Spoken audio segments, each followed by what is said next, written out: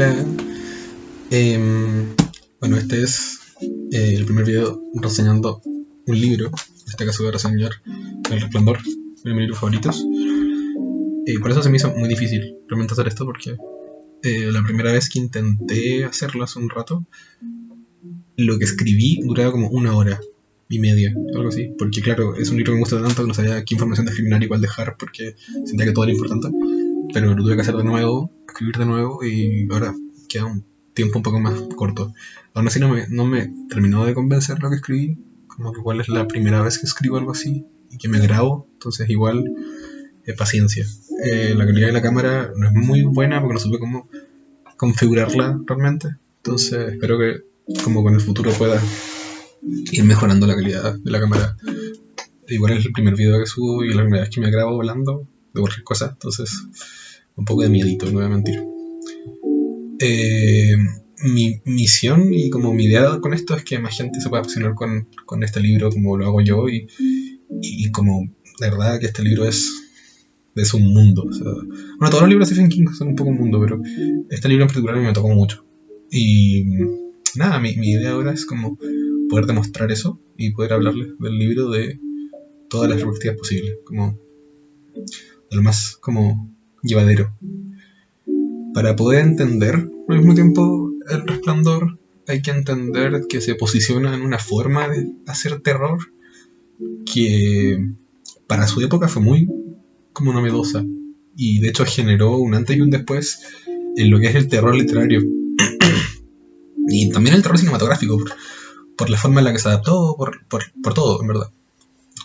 ¿Por qué digo esto? Porque claro, hay obras de terror que dan miedo porque hay monstruos, hay obras de terror que dan miedo porque hay fantasmas, pero esta, El Resplandor, no tiene ninguno de estos elementos del terror típico. Claro, hay fantasmas, entre comillas, hay entidades, pero ninguna de ellas son un pilar fundamental o protagonista de lo que significa el terror en la obra. Y El Resplandor no es solo una novela de terror, al mismo tiempo. Es una historia de una familia, de un grupo bajo presión, que la misma presión los rompe y hace que las propias relaciones interpersonales se desgasten. Entonces no es solo una historia de terror, es una historia de una familia que ya no da más, realmente. Entonces la razón por la que El Resplandor pega tanto es porque se siente muy real y porque la conexión con el espectador se siente que pareciera que no estás leyendo el libro, pareciera que estás leyendo algo que pasó o que podría llegar a pasar. Por eso es tan fuerte, justamente.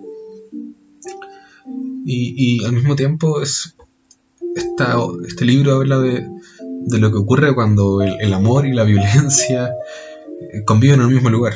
Vamos a ver qué es lo que pasa de manera muy marcada con dos de los personajes principales de la obra, que hay una forma de representar el amor, de representar las relaciones desde la obsesión, y desde cómo esta obsesión genera una simbiosis de uno de los dos personajes al otro.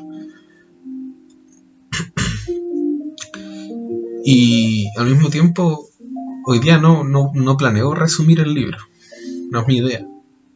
Mi idea en este video ensayo, si se puede decir así, es intentar entenderlo, entender a los personajes, entender sus aficiones, entender por qué hicieron lo que hicieron, y quizás hasta empatizar con ellos. Y también, ¿por qué no entender por qué 50 años después seguimos leyendo el libro? Que igual es harto tiempo. Y que un libro después de 50 años se siga leyendo no es poco mérito. Y más con un género tan ambivalente como es el terror, porque hay obras muy buenas que ya no se leen tanto. Para entender la obra a más a cabalidad es importante que entendamos el contexto, como de escritura que tuvo Stephen King al momento de escribirla. Stephen King escribe El Resplandor en los años 70, cuando, bueno, esto lo ha dicho él muchas veces en entrevistas, que él estaba pasando por una depresión muy fuerte y por un alcoholismo que lo estaba dejando en la ruina, básicamente. Estaba teniendo problemas en su matrimonio y estaba muy mal él, de forma personal. Y esto es importante porque acá podemos entender que el personaje de Jack Torrance no nace de la nada. Es una propia forma en la que Stephen King se estaba autodescribiendo, sin hacerlo explícitamente, porque demuestra este sentimiento que tiene la persona que escribe, pero que no puede escribir porque está ligado a sus propias adicciones y problemas personales que no lo permiten salir de ahí. Y Stephen King sentía eso a flor de piel en ese momento. Entonces, la mejor manera que encontró de canalizarlo era escribirlo, y toda la basura que sentía en ese momento que le estaba pasando a él como persona, ponerle un personaje que, claro, él exacerbó esas características, pero la base era algo que le estaba pasando a él en ese momento, y siento que es muy importante entender eso, porque así podemos entender mejor el personaje de Jack Torrance, que es uno de los personajes más importantes del libro, y más trascendentales también, intrascendentales dentro del... Y al mismo tiempo también hay que decir que Jack Torrance como personaje, como con todas las cosas que hace, no nace de la nada, nace del miedo, del miedo a fracasar, del miedo a perder el control, del miedo a no ser suficiente. Porque Jack Torrance es un muy mal padre, es un muy mal esposo, pero estos fallos y todo esto nace desde el sentido de querer tener el control, querer tener como la habilidad de poder estar a cargo de todo, pero al mismo tiempo no hacer nada. Porque este problema que tiene con el alcohol no es por el alcohol en sí, y esto lo voy a tocar más adelante, sino es por que él con su persona siente un hastío y un desapego tan grande que no siente la necesidad de controlar los impulsos. Entonces es muy importante entender eso. Por otro lado, esto es un dato freak, pero el hotel del Overlook, por lo que puedo investigar, también tiene un origen real. Bueno, el hotel existe, como hotel existe, pero Stephen King estaba en un hotel en el Colorado, que estaba como que el hotel estaba medio vacío, y él tuvo un sueño en el que un niño lo perseguía por un pasillo. Cuenta Stephen King que después se despertó y se puso a escribir el libro. Ahora, si esto es real o no, ahí depende de lo que cada uno piense. Yo no sé si creerle mucho, pero igual suena bueno como historia, como anécdota. Como que igual suena bueno porque en el libro, bueno, en la película también, hay una escena donde hay dos niños en un pasillo. Y claro,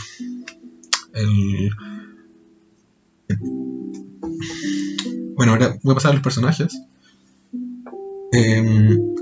Lo curioso que tiene esta obra es que, a diferencia de otros libros de Stephen King, como, no sé, El Domo, It, Colorado Kid, que tienen muchos personajes y todos tienen una importancia narrativa muy grande, este tiene poquitos. De hecho, los 5, si no me equivoco, o 4 que puse son los personajes que aparecen. Hay unos cuantos sueltos que no tienen nombre realmente, pero los personajes que importan son esos, porque son los que salen y son los que más tienen relevancia a lo largo de todo el libro. El primero que tenemos es Jack Torrance, que es el esposo de Wendy Torrance y el papá de Danny Torrance. Lo importante para poder entender a Jack es entender de que Jack no es un monstruo realmente, es una mala persona. Como que, claro, comete actos aborrecibles y actos muy malos, pero esto no lo hace porque es una mala persona, realmente.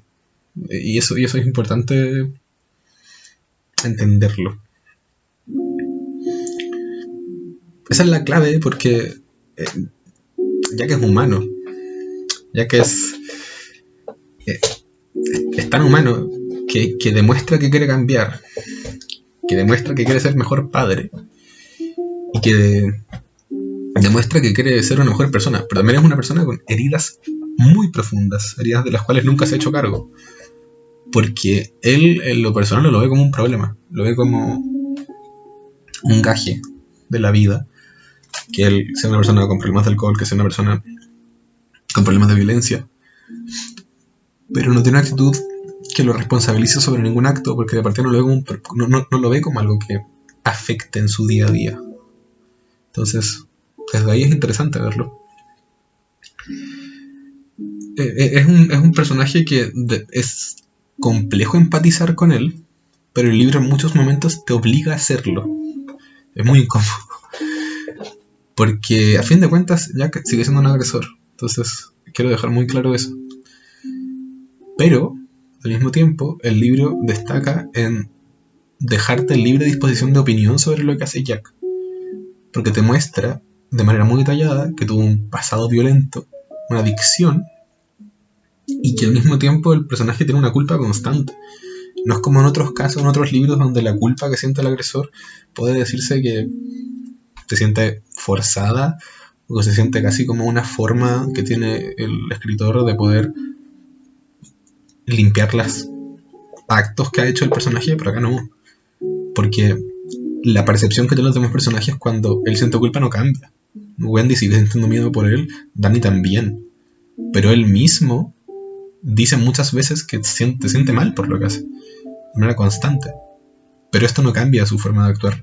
Porque, y quiero hacer un hincapié en esto, que Jack sienta culpa por lo que hace no quiere decir que note que está mal. Siente culpa que los demás lo vean de una manera poco favorable, pero no nota que lo que está haciendo es un error. No sé si se entiende, que no es lo mismo.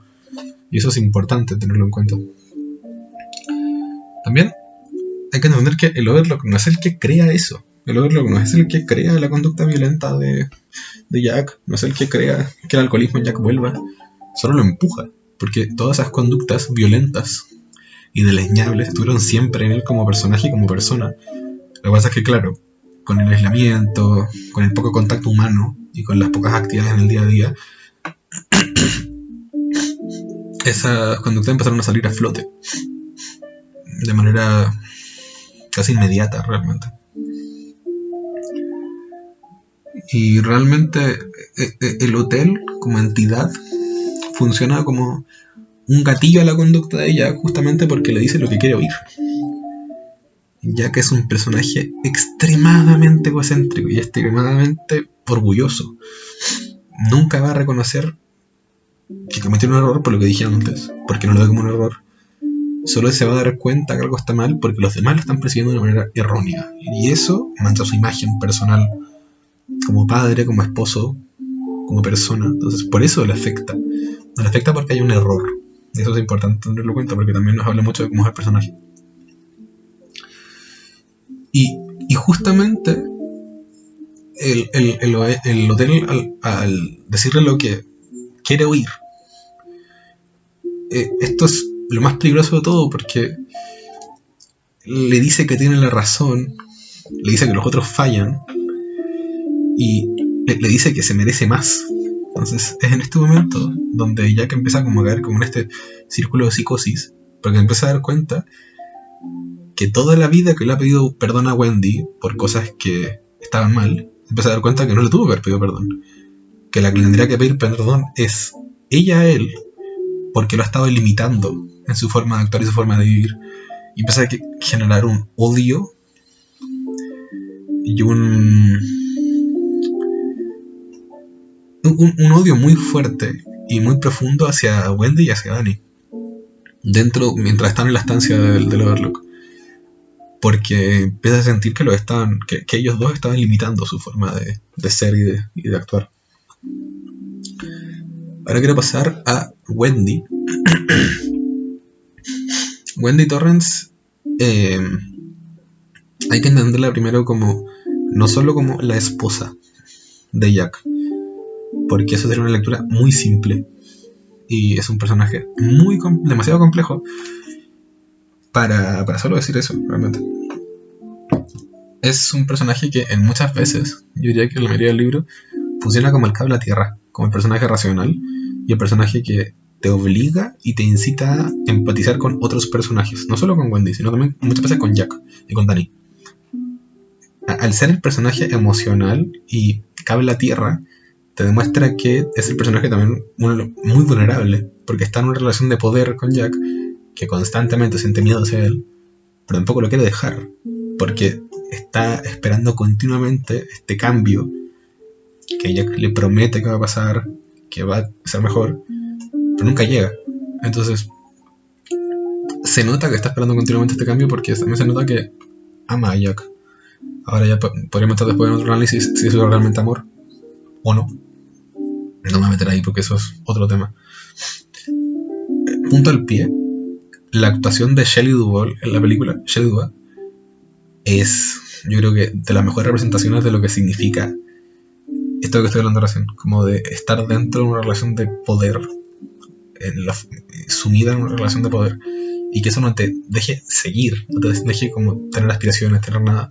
Porque de hecho, en el libro Wendy le dice a Jack en un momento que yo por ti dejé mis aspiraciones, dejé mis metas y dejé todo para que tú puedas cumplirlas, y aún tú no las cumples. Esa parte es súper fuerte, porque demuestra que en el fondo esta historia no es solo una historia de terror, sino que se podría analizar perfectamente sobre una historia de una relación tóxica en la que el hombre tiene poder sobre la mujer.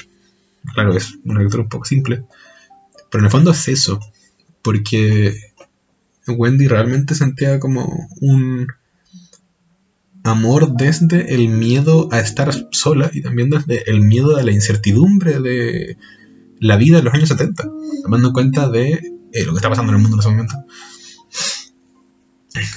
Y otro punto importante es que en el caso de Wendy, el amor no desaparece con el miedo. Porque Wendy no es que sea débil, ni es que sea tonta, ni es que es un personaje que está siempre alerta 24/7 y de hecho sabe lo que está pasando. Pero el único momento en el que actúa es cuando se da cuenta que Danny está en peligro. Cuando están en el hotel y, bueno, Jack le pega a Danny de nuevo. Había pasado su tiempo que no le pegara, pero toma alcohol en el hotel y eso le pasa por en ese momento y le pega. Y ahí es cuando Wendy actúa, como que sale de su prisión y actúa. Pero en general podríamos describir a Wendy como un personaje que está continuamente aprisionada por Jack y que esto le impide actuar realmente en lo que sea, porque todas sus propias aspiraciones, lo que ella quería hacer, lo que ella pensaba que iba a hacer, lo dejó para que su esposo pudiera cumplir su sueño de volverse escritor, sueño que, por cierto, nunca cumple.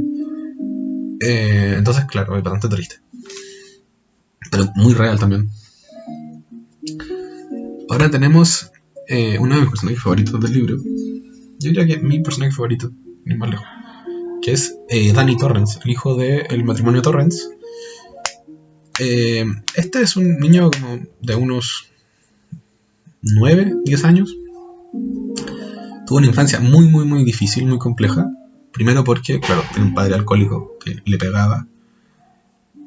También porque era muy inteligente, pero le iba bastante mal en el colegio. Y porque le pasaban cosas. A qué me refiero con eso, tenía una percepción de realidad distinta.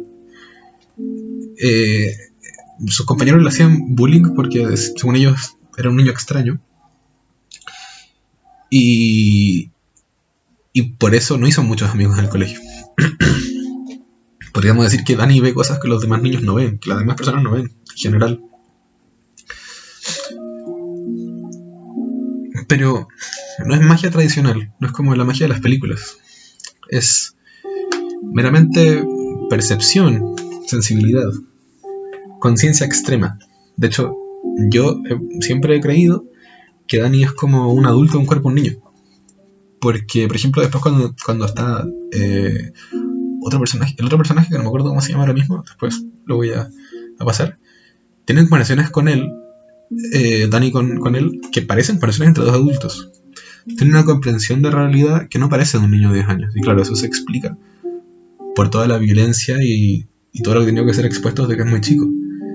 Se nota que ha tenido como una forma de autovalerse desde el miedo, desde la supervivencia, que lo lleva a ser una persona extremadamente analítica. Y todo esto hace que Dani sea un personaje extremadamente vulnerable y extremadamente manipulable también. Y eso se nota porque al mismo tiempo, desde mi perspectiva, esto lo hace un personaje muy único. Porque no sé, a diferencia de Jack y a diferencia de Wendy, que igual son arquetipos de personajes que se toman en otras obras, el personaje de Dani, desde mi punto de vista, no cumple con eso. Porque es un niño que no entiende mucho lo que está pasando a ciencia cierta, pero sí sabe que algo está mal. Y ese algo que está mal lo explica con un lenguaje que no es de un niño de 10 años. No estoy hablando de lenguaje perfecto, pero sí habla como con un conocimiento de la vida muy superior. Bueno, sin ir más lejos, Dani tiene un amigo imaginario, que de hecho no es amigo imaginario, es más complejo que eso, que es Tony. En varias partes del libro y la película, Dani habla de Tony con su mamá. Y Tony es la representación de la propia mente de Dani, como intentando mostrarse lo que él siente, lo que él piensa, como en un ser. Y ahí como que nos mostramos de que nos damos cuenta de que Dani realmente quiere como intentar adaptarse como a la gente, pero esta como incapacidad de poder verbalizar lo que siente realmente no es como algo que sienta que lo ayude, sino todo lo contrario. Lo frena la propia capacidad como de generar conexiones genuinas, porque aparte como no tiene una figura paternal ni maternal tampoco, porque la forma en la que Wendy crió a Dani fue desde el miedo continuamente. Podríamos decir que sin darse cuenta ella aprisionó a Dani desde la protección, claramente, porque lo quería proteger pensando que todo podría ser igual o peor que lo que vivió con Jack. Hay una escena muy buena del libro, no me acuerdo de la película sería, que Dani está jugando afuera, como cualquier niño jugaría afuera a esa edad, y Wendy con mucho miedo le dice que entre a la casa, porque es peligroso. Entonces son ese tipo de cosas, como, claro, Dani es un niño extraño, entre muchas comillas, pero tampoco hay ningún esfuerzo o ninguna forma de ningún otro personaje para poder cambiar eso, porque estaban en un contexto en el que no había ganas ni energía de hacer nada realmente, porque la familia estaba, reitero, rota, no es algo que viniera de antes, o sea, de ahora. Luego tenemos al último personaje, que es Dick Halloran. Dick Halloran es un personaje importantísimo para el libro, no porque aparezca mucho, de hecho aparece bien poquito, pero es importante por el impacto que tiene en Dani. Como dije antes, Dani es un personaje que no tenía una figura paterna presente, y esto se notaba porque tenía una ambivalencia hacia tomar decisiones, hacia estar. Tenía como ese desapego por todo realmente. Y con Dick no pasa eso. ¿Por qué? Porque Dick también tiene el resplandor.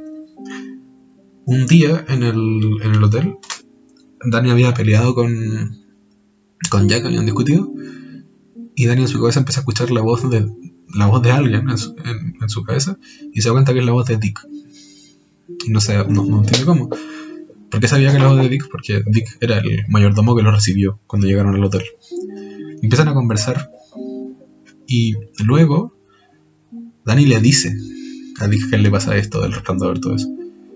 Bueno, y Dick le dice que se llama resplandor, y por primera vez Dani se siente acogido, se siente entendido y cobijado, y eso hace que sienta una figura paterna, que sienta un vínculo muy profundo por alguien.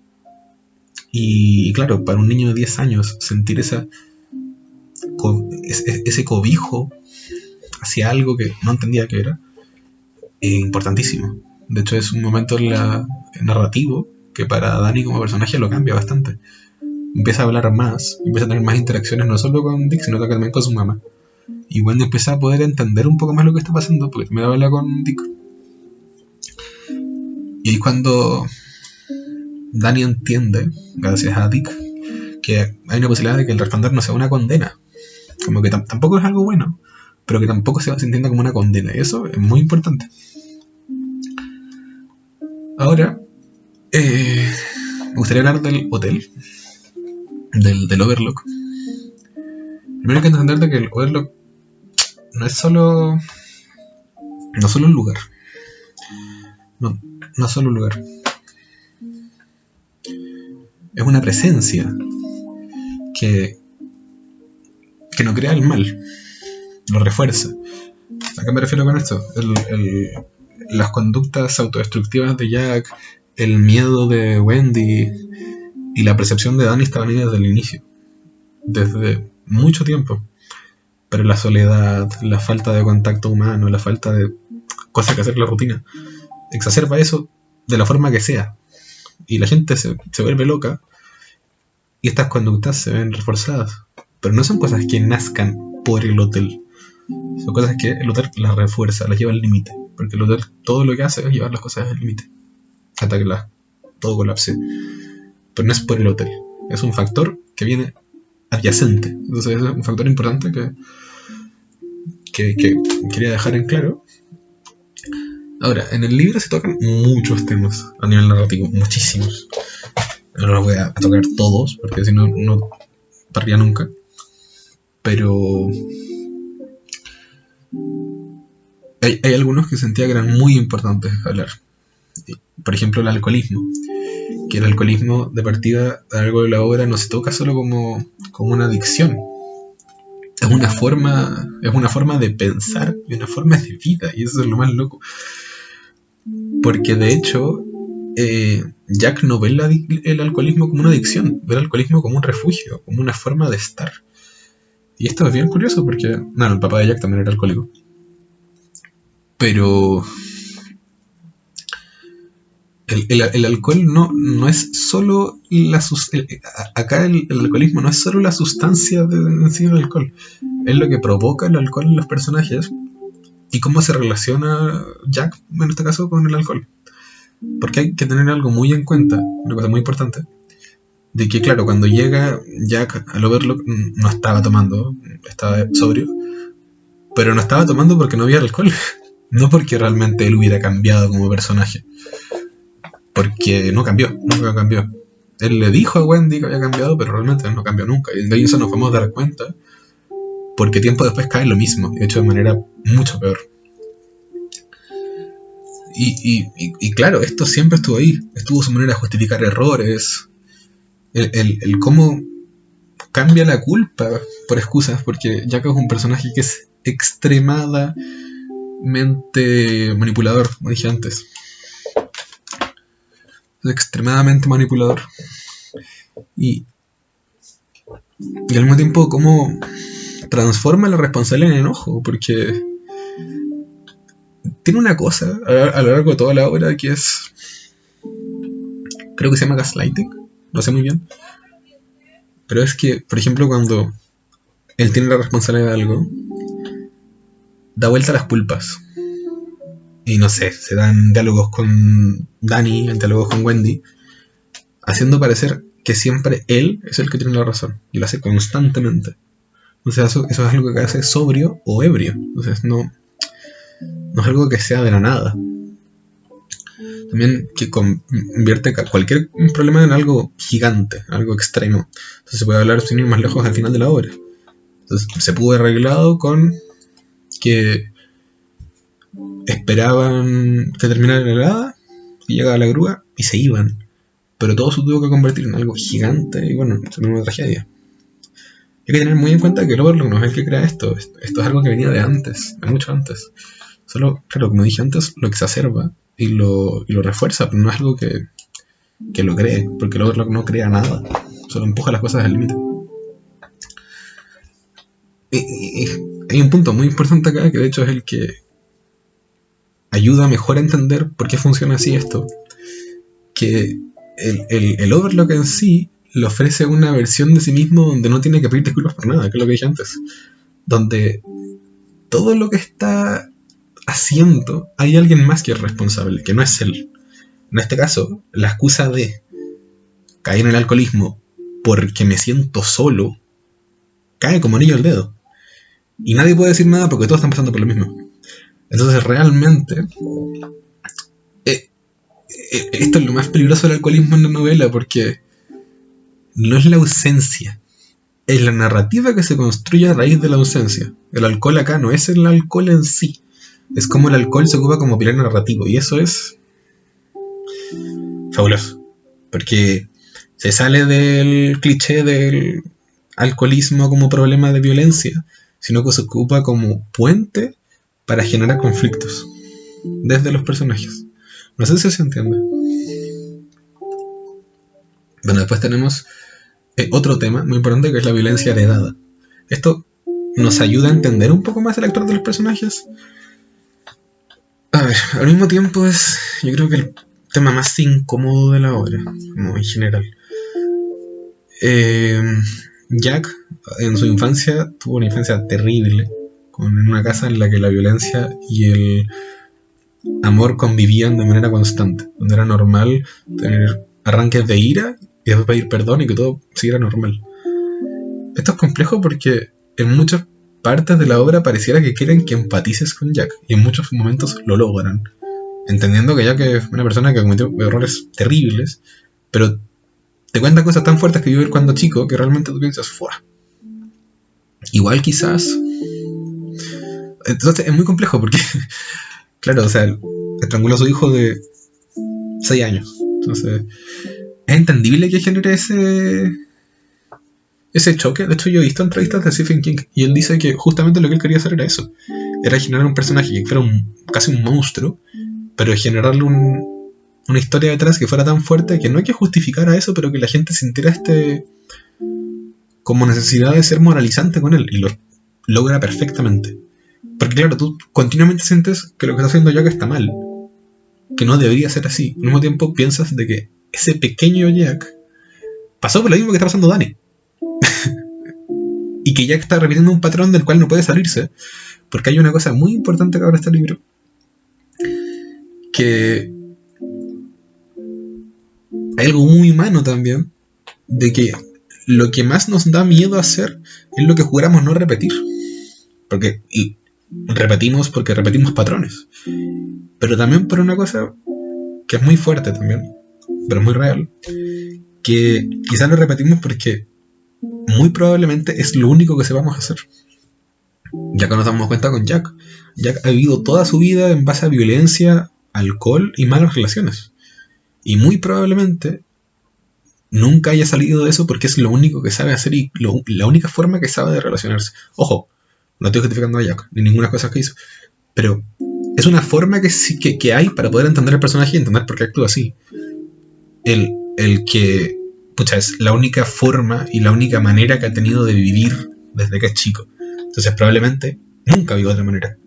Esto igual se ve en otros libros, pero de acá la manera es tan intencionada y como subrayada que es difícil no verla igual. Luego tenemos otro tema muy importante, que es la familia como tensión. Bueno, en muchas historias, sin ir más lejos, la familia funciona como refugio. Es irónico eso, porque en El Resplandor es todo lo contrario. La familia es el espacio in situ del conflicto, desde antes que llegaran al Overlook. Y desde antes que existiera Dani. Porque de hecho la relación de Jack con Wendy siempre fue conflictiva. Siempre Jack le jugó un juego de poder a Wendy, y eso se cuenta de manera muy explícita. Nunca pasó nada grave, pero siempre pasaron cosas. Siempre hubieron conflictos. Siempre Jack se enojaba. Siempre Wendy pedía perdón. Siempre pasó eso. Y al mismo tiempo, lo peculiar y lo escabroso es que es un espacio donde el amor no desaparece. Donde aún así, si el viernes Jack le pegó y estranguló a Dani, el sábado van a comer todos juntos y van al zoológico. Y por eso se siente tan terrorífico este libro, porque se siente muy real. Porque es algo que puede pasar. Hay situaciones de violencia familiar extremas, donde la gente no sabe que están ocurriendo porque están tan sumidos, la gente que vive en esa familia, que sus conductas socialmente no demuestran que están viviendo esa violencia. No sé si se entiende, si me explico bien. Pero este libro explica muy bien eso. Como que ninguna de las personas que están viviendo esto cuando estaban en la ciudad viviendo demostraban que están viviendo conductas violentas porque estaban muy ensimismados en las conductas de la propia familia. Y eso es brutal cuando uno lo analiza. Y al mismo tiempo entender que Jack ama a Wendy y a Danny. Los ama con todo su corazón, al menos al principio. Pero cuando el momento en que se empieza... Porque hay varios momentos de monólogo interno de Jack, y él se da cuenta que es una amenaza para ellos. Y eso es brígido. Porque se da cuenta de que la razón por la que la familia esté rota es por él. No hay ninguna otra razón. Entonces eso cambia totalmente la narrativa del personaje y la percepción del mismo. Es como una forma de poder ver el propio quiebre del personaje desde una pausa narrativa, quizás. Y al mismo tiempo, la contradicción en esa contradicción en el núcleo emocional de la novela, porque no hay una ruptura clara. No es como en otras novelas, por ejemplo Stephen King, donde uno podía decir, la ruptura... No, porque la familia siempre estuvo mal. Nunca... El conflicto no nace cuando... No hay un momento que tú puedas ver que nace.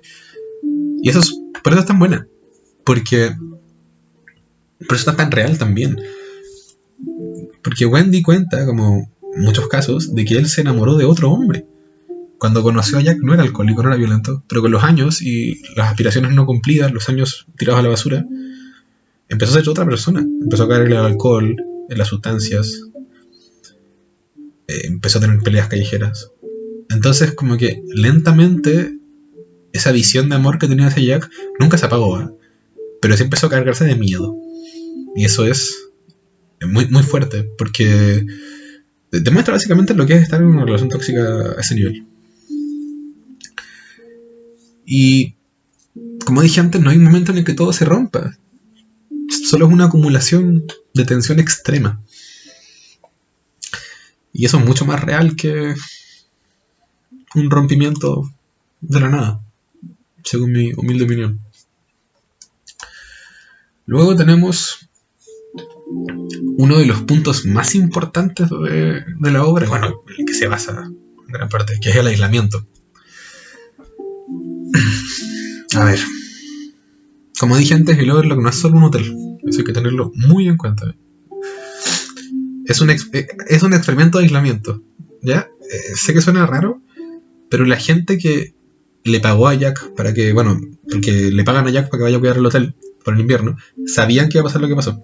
Y eso se sabe porque es un hotel que te cuentan de que la gente que ha ido siempre terminan mal, y porque van a ir por invierno y está quedando en una montaña, ¿no? Entonces igual se sabía lo que iba a pasar.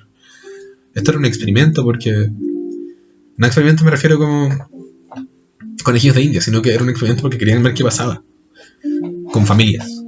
Entonces se sabía que algo raro iba a pasar.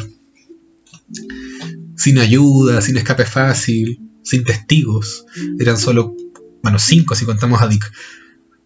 Pero eran, 4 si contamos a Dick. Pero eran 4 personas en un hotel gigante en la montaña, donde si hay nieve, todo se tapa y, sorpresa. Entonces, no hay mucha manera de explicar el por qué, más que estaba planeado y tenía que ser así. Entonces, hay un concepto muy importante y muy interesante, que es que cuando eliminas el mundo exterior, el mundo interior sale a la luz y es mucho más fuerte que antes. La locura de Jack siempre estuvo ahí. El rechazo de Jack hacia Wendy y Danny siempre estuvo ahí. Pero lo que pasa es que el hotel lo exacerba, porque ya no hay ningún estímulo externo que pare eso. Es como cuando uno está, viendo reels, viendo la tele y aparte leyendo un libro para no pensar, es exactamente lo mismo. No hay ningún estímulo externo que aplacara los pensamientos de Jack. Y eso es brutal. Porque es una narración, o sea, de manera tan paulatina y de manera tan pausada que no te da tiempo a decir, oh, ocurre aquí. Porque no es así. Y el aislamiento, al mismo tiempo, no es que cree problemas nuevos. No, solo que amplifica los que ya existen. Y lo amplifica en serio. O sea, Jack se pone de verdad muy violento, pero es una violencia que nace desde el hastío de estar con ellos. Como que le empieza a dar rabia como suena al masticar, por ejemplo. Que le empieza a dar rabia como caminan. Le empieza a dar asco. Como que esas cosas son cosas que ya estaban, pero estaban aplacadas por la rutina que tenían en el día a día y porque no se le ocurrían en la cabeza tampoco. De hecho, él al principio piensa que está mal, que no puede pensar eso. Pero en el tiempo empieza a pensar, no, está bien. Yo soy mejor que ellos, de hecho.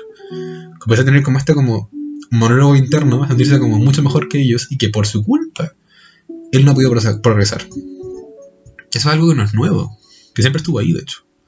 Pero el hotel le impulsa a que salga. Y por eso es tan peligroso. Porque sale en un momento en el que están solos. Y todo eso, más sin aislamiento, hace que todo se vuelva irreversible. Porque no hay forma de hacer nada. O sea, bueno, y pasó lo que tenía que pasar. Otro tema importante es la locura como proceso, que no es algo instantáneo ni algo así, es un proceso que de hecho está hecho narrativamente en el libro de manera espectacular, en la película también, pero a mí personalmente me gusta cómo está hecho en el libro. Jack no es que se vuelva loco, no se vuelve loco Jack se descompone, se pudre, se rompe en el hotel. Jack sabe que lo que está haciendo en el hotel está mal. Jack sabe de que probablemente si salen del hotel Wendy va a terminar con él, porque de hecho tiempo antes Wendy le había dado un ultimátum a Jack. Le dijo que si volvía a pasar algo así y lo iba a votar. Y Jack sabe que todo está mal y aún así lo hace. De hecho hay una escena muy buena en la que Jack está ebrio llorando en el bar. Entonces claro, todas esas cosas son para generar empatía con el personaje, pero al mismo tiempo para ver que es humano. O sea, no es un alien, no es un asesino serial. Es un padre de familia muy frustrado con la vida, con problemas de adicción fuertes, pero al mismo tiempo quiere cambiar y no puede. Entonces ese cambio de paradigma narrativo es interesantísimo. Y al mismo tiempo no hay un momento de quiebre, no hay cortes bruscos. Y esto es lo que lo hace tan inquietante también. Porque se siente tan real, porque es paulatino, porque es pausado.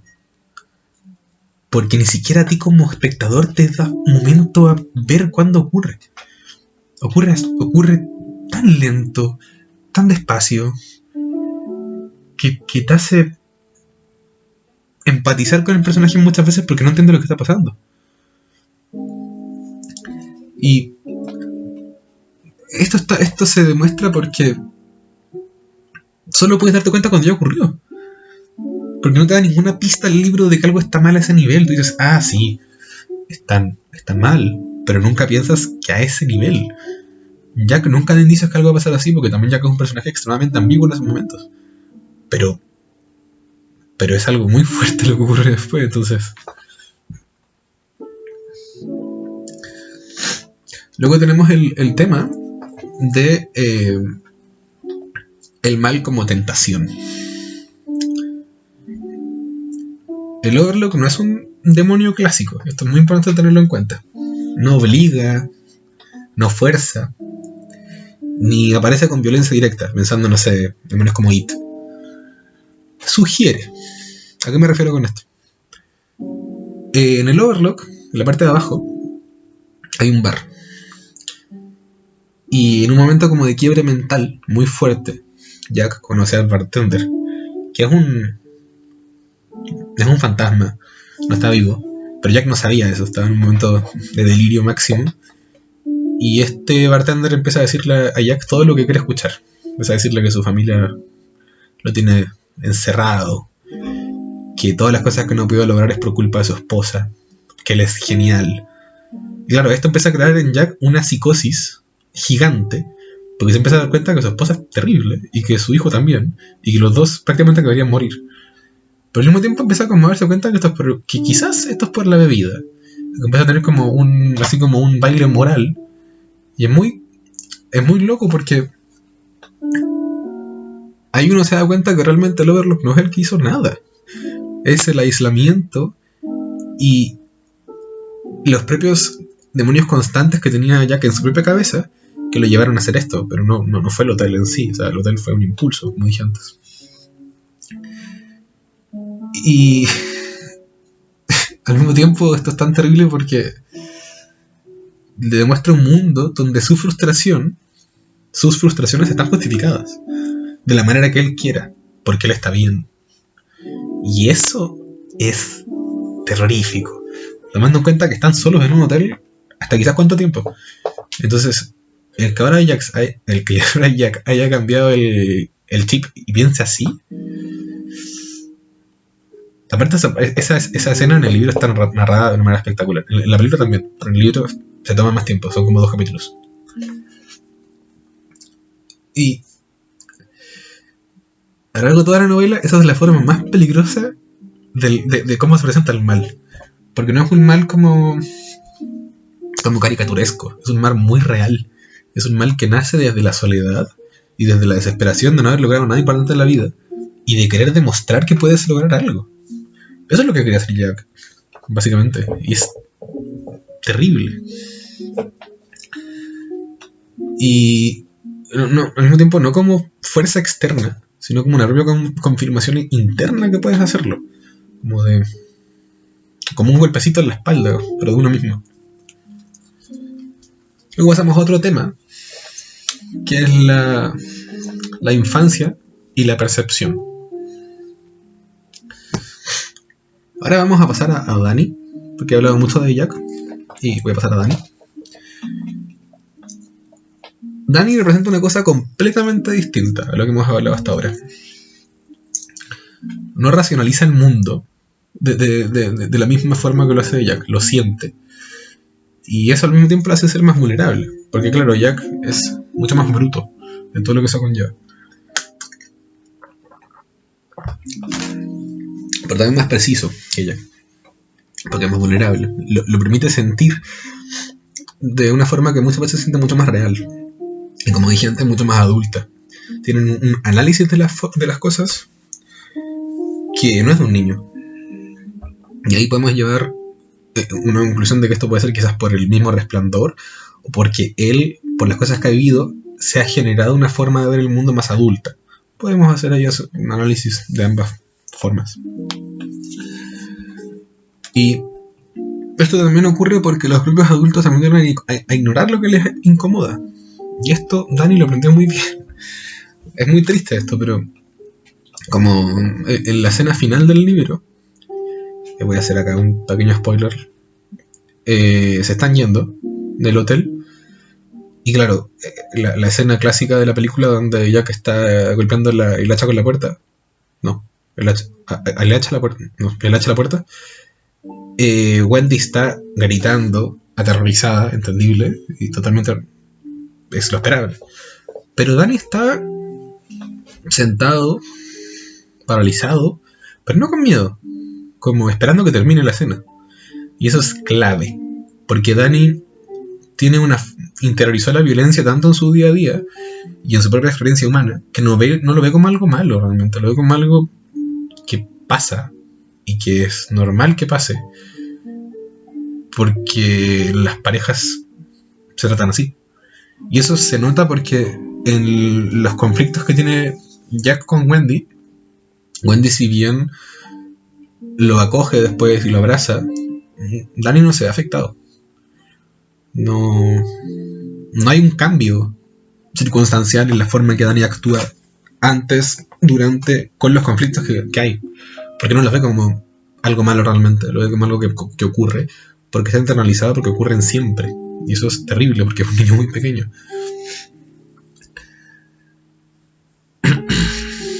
Y en el Overlook, eso significa mucho, porque el conflicto ya no tiene que ver con personas, tiene que ver con algo que es mucho más allá. Y Dani entiende eso, pero no sabe cómo verbalizarlo y eso se nota mucho. Y es narrativamente muy interesante ese elemento porque ayuda a poder entender mejor el personaje y ayuda a poder analizar las propias aficiones que tiene él como personaje. Igual es complejo eso, porque no sé si se podría decir aficiones, pero quizás como cosas que piensa, cosas que quiere. Porque el tipo habla tan poco que tú no sabes qué pasa con él. Ahora tengo otro punto, es el último punto de tema que se toca en el libro, que es el amor como contradicción.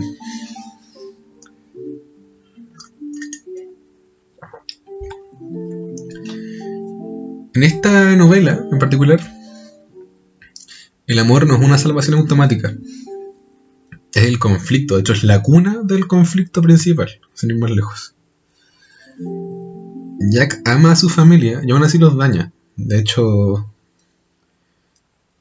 hay un monólogo muy bueno en el que Jack está hablando con el bartender. Cuando habla con el bartender, después se muestra que realmente está hablando solo, por eso digo monólogo. En el que le dice de que él sabe de que él le hace daño a su familia, pero lo que más miedo le da es estar solo y ver que ellos puedan progresar sin él. Entonces, igual es curioso porque Dani ama a su papá. Tiene este miedo constante hacia él, pero aún así lo ama. Porque se acuerda de estos pequeños momentos en los que estuvieron juntos en la infancia, en los que hubieron buenos momentos, y los tiene tan idealizados que tampoco se quiere ir de su lado. O sea, claro, tiene miedo, pero eso no le quita el amor. Quizá un amor un poco más leve que el que siente Wendy por Jack, porque Wendy lo ama mucho. Pero aún así lo percibe como peligro Dani a Jack. Y eso, agarrándolo desde el amor, es lo que lo hace escabroso. Porque es una familia que al estar tan rota, desde afuera, se ve como una familia normal que se ama. Por eso se siente tan real. Y extraño al mismo tiempo. Porque la narración de eso no se siente forzada. Y al mismo tiempo, el tema acá es que el amor no evita el horror. Lo vuelve más complejo. Porque los personajes, cuando ocurren actos terribles, es inevitable que quieran empatizar con el actuar de ellos. Es inevitable que quieran justificarlo. O pensar que después van a cambiar. No es tan fácil querer irse cuando realmente amas a la persona que está haciendo todo esto. Es complejo. Y bueno, de aquí en adelante voy a decir spoilers del libro, así que yo aviso, pero spoiler así, duro, porque lo necesito para pasar el análisis. El primero es la parte de la caldera. La caldera del hotel es la presión acumulada del propio Overlook, ya de manera figurativa y de manera literal, o sea, de verdad. Y toda la historia se alimenta de eso, de la propia presión que se pone en la caldera. Todos los malos momentos, todo lo que ocurre entre Jack y Wendy, la propia entidad del hotel, que es de la caldera, se alimenta de todo eso. Es como bastante fantástico, pero no es como un fantasma ni nada. Literalmente en la caldera se alimenta de todos lo malo que pueda ocurrir en el hotel. Y en algún momento eso explota. Y bueno, hay un incendio. Y bueno, volviendo a Jack. Como ya dije antes, no se rompe de golpe. De hecho, el momento en el que la caldera se explota es como el paralelismo con Jack, porque Jack en ese momento estaba al borde de la crisis extrema. Jack se rompe lentamente. De hecho, en sus últimos momentos es algo bastante trágico. no es solo violencia, no es solo ira desenfrenada. Se siente como una pérdida, como el último aire de aliento de sí mismo. Y en esa parte es inevitable como no empatizar con él, porque a lo largo de la novela tú ves un avance de Jack, es inevitable no verlo. Y la manera en la que eso cambia, la manera en la que se pierde, es inevitable no sentir algo. Luego tenemos la escena del laberinto, que el laberinto no es solo físico, no es solo el laberinto físico del laberinto, sino que también representa el laberinto mental que están pasando los personajes en ese momento. Las confusiones, la rabia, la pena. Representa todos esos amalgama de emociones que estaban pasadas, representadas de manera muy inteligente aparte en un laberinto. Que Dani, aparte Dani no gana acá por fuerza, porque claro, es un niño chico. Gana por claridad, porque como dije antes, es el personaje que, junto con Wendy, es el cable a tierra. Porque piensa, anticipa y sobrevive. Gracias a eso sobreviven y no se mueren, básicamente. No los mata ya. Luego tenemos el incendio final. Acá el hotel arde. Y con él, lamentablemente, o para bien, todo lo que él contenía. Pero no todo desaparece del todo, porque, como ya vimos, lo vivido no se borra. Mi mamá estaba grabando, ¿por qué entraste? Bueno, porque lo vivido no se borra, básicamente. Es algo que está ahí, in situ, y siempre va a estar. Los personajes están rotos. De hecho, bueno, en el segundo libro, Doctor Sueños intenta retomar esta idea. A mí me cargó. No me gustó nada. Que no me gustó lo que hicieron, la verdad. Bueno, como conclusión, como ya dije antes, El Resplandor no es una historia sobre fantasmas. Es una historia sobre personas. Y por eso pega tanto, por eso es tan fuerte el libro, por eso es tan fuerte la relación, por eso es tan fuerte la relación entre los personajes. Porque es una historia sobre personas y sobre lo que cargan, sobre lo que heredan,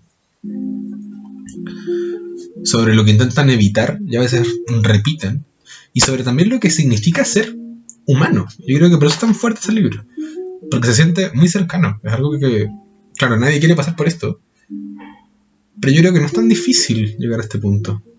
Yo creo que quizás muchos tenemos actuares o cosas que no queremos hacer. ¿Eres que es mío? No me gustó. Tenemos actuares o formas que nos hacen ser humanos, que se repiten de manera cíclica, que sabiendo que nos hacen daño, las seguimos haciendo. Y eso es lo que toca este libro.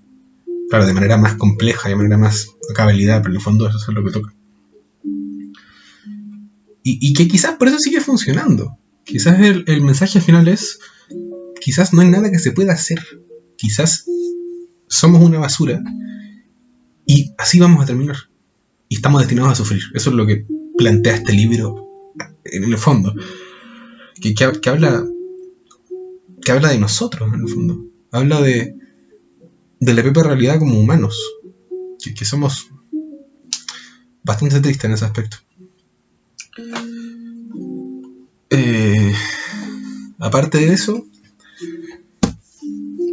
los invito a leer el libro, de verdad, lean el libro, es una experiencia, o sea, personalmente es de los pocos libros que me han dado miedo de verdad cuando lo estaba leyendo, porque está muy bien hecho narrativamente, tiene un suspenso muy bien construido. La película también me gusta mucho, pero yo prefiero el libro. Siento que está mejor construida la atmósfera de los personajes, está mejor construida la propia idea del terror. Entonces yo lo recomiendo mucho, la verdad. En general, muy buen libro. Y nada, espero que les haya gustado. Igual, fue un poco largo el video. Es mi primera vez haciendo un video, así que supongo que voy a ir viendo los tiempos. Así que eso. Hasta la próxima.